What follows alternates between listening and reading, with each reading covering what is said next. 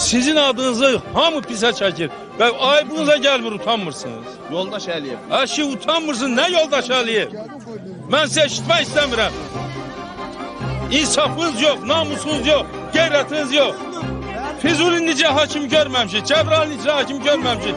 Utanmırsınız, ayıbınıza gəlmir. Əşi ayıbına gəlmirsən, utanmırsan. Ne meseledir bir daha üzülsün. Əşi nə məsələ? Ne lazım hamısı olunur. Ha nə məsələ bunlar sənin üzün görmürlər? Niyə bu kişinin adını hamı çəkir, sənin üzün görmürlər? Səni bura nə təyin eləmişəm mən? Ayıp olsun sana. Utanmazlar.